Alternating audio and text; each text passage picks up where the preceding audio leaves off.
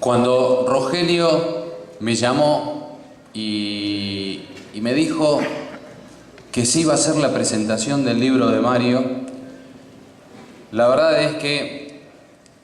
ni siquiera miré la agenda porque sabía que como fuese nos íbamos a acomodar para poder estar acá, porque me iba a gustar, me gusta y me iba a emocionar mucho. Porque además cuando venía con el auto, venía pensando en las caras con las que me iba a encontrar y con los recuerdos. Y en realidad, en la época en que no se podía hacer política de manera explícita, los que teníamos edad más chica, que recién estábamos por entrar al secundario, teníamos un lugar en los partidos políticos de distintas maneras que eran escuelas de formación, o como se les llamase, porque tampoco podían funcionar escuelas de formación. Y entonces, quiero decirles que tuve la oportunidad de aprender y de estudiar, primero de escuchar, porque trataba de no perderme en ninguno de los lugares donde podía estar presente Rogelio Frigerio. Y después, que tanto Rogelio como Octavio Frigerio, a quien recién tuve la suerte de poder saludarlo, que hacía muchísimos años que no lo veía y que además él era un gran amigo de mi padre, como Mario Frigerio, como tantos otros,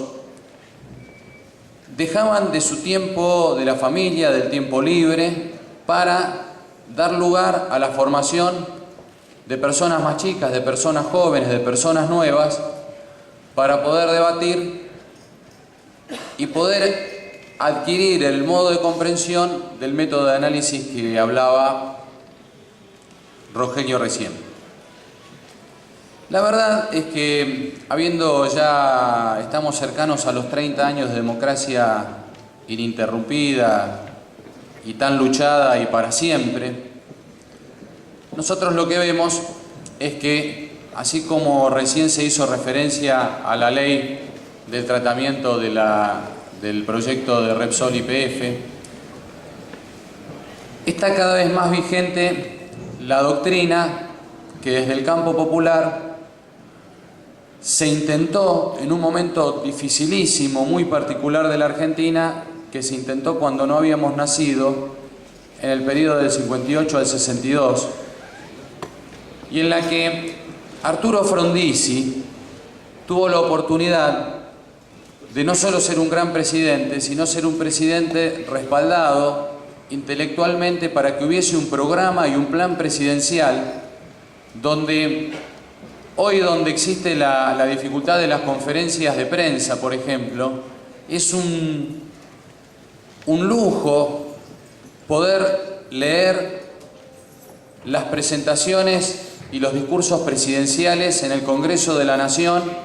para poder obtener la aprobación de cada una de las leyes para el Programa Nacional de Desarrollo. Como por ejemplo, los discursos y las presentaciones para la denominada después batalla del petróleo. Y así con el acero, y así con todo el resto de las industrias madres, y así con la búsqueda de la energía, y así con las comunicaciones. Entonces, el libro, Mario, llega en un momento, no sé si lo elegiste, no sé si tus impulsores en el libro, en el caso de Grindet y en el caso de Horacio, te impulsaron a que fuese en este momento, pero el libro en estos 30 años de democracia y en esta parte del país, y en este momento del país, con épocas internacionales buenas, pero desaprovechadas, el libro llega en un momento muy justo. Y el libro va a dar la oportunidad a que se produzca este renacimiento. Hay quienes dicen, y con Rogelio charlábamos hace un rato, de que justamente le gustaba a Altapir que lo consideraran de alguna manera un renacentista de la cultura, de la música, pero que hoy haya un renacimiento del desarrollismo, del integracionismo y el desarrollismo, de la integración social y del desarrollo económico para que nuestro país sea sustentable, sea viable, da la posibilidad este libro de que se abra un debate y que en el debate se pueda entender justamente la cuestión del frentismo. Frondizi también había elegido